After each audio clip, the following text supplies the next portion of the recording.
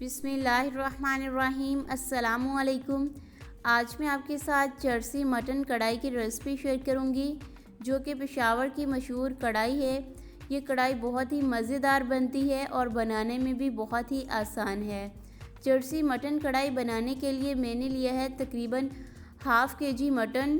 कढ़ाई के अंदर तकरीबन हाफ़ कप ऑयल लेंगे, इसके अंदर मटन डाल देंगे और मटन को कलर चेंज होने तक फ्राई कर लेंगे।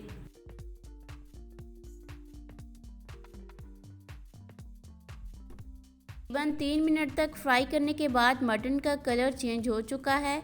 अब इसके अंदर 2 टेबलस्पून ऐड कर देंगे अदरक और लहसुन का पेस्ट। इसके साथ ही शामिल करेंगे एक दरमियानी साइज़ का कटा हुआ प्याज। प्याज यहाँ पर ऑप्शनल है, अगर आप ऐड करना चाहें तो कर सकते हैं, अदरवाइज़ आप इसको स्किप कर दें।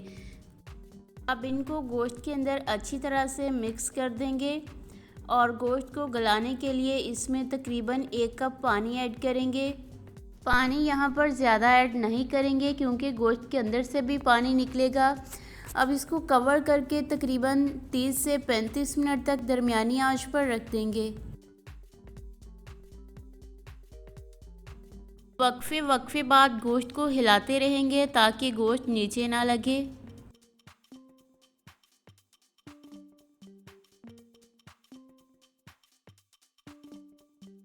35 मिनट के बाद देखिए गोश्त के अंदर से सारा पानी खुश्क हो गया है और गोश्त भी गल गया है। अब हम इसको भून लेंगे। जर्सी कढ़ाई बनाने के लिए अब हम इसमें गोश्त की हाफ़ क्वांटिटी में टमाटर ऐड करेंगे। यहाँ पर मैंने हाफ़ केजी चिकन लिया है, तो इस हिसाब से मैं 1 पाव टमाटर ऐड करूँगी। टमाटरों को मैंने 2 हिस्सों में काट लिया है। अब इस तरह से 6 से 7 टमाटर इसके ऊपर रख देंगे। 3 से 4 टुकड़ों में कटी हुई हरी मिर्ची शामिल कर देंगे। इनको गोश्त के अंदर लिए हल्की आंच पर इसको कवर करके रख देंगे। 2 मिनट तक स्टीम आने के बाद टमाटर नरम हो चुके हैं। अब इनका ऊपर वाला छिलका उतार देंगे।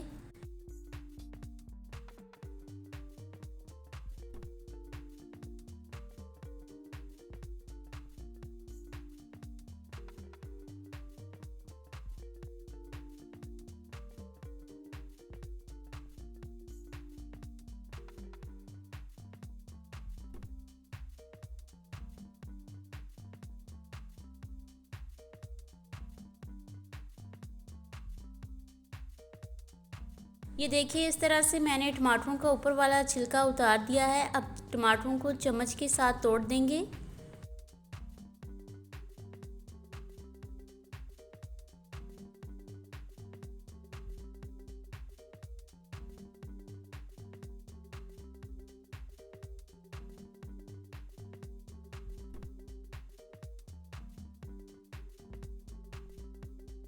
ये देखिए इस तरह से मैंने चम्मच के साथ टमाटरों को अच्छी तरह से तोड़ दिया है।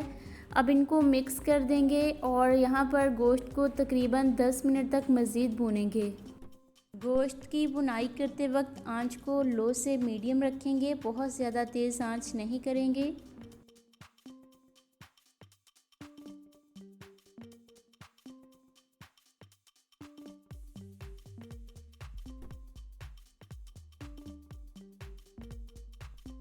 तकरीबन 5 मिनट तक भूनने के बाद इसमें 1 चम्मच नमक ऐड करेंगे।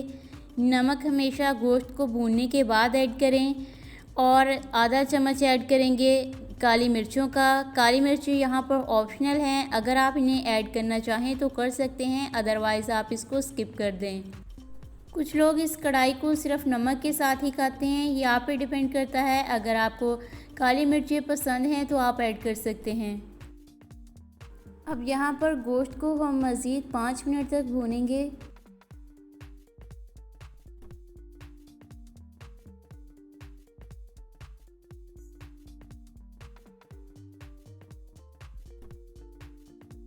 मज़ीद 5 मिनट तक भूनने के बाद ऑयल सारा बाहर आ चुका है। हमारी कढ़ाई तैयार हो चुकी है।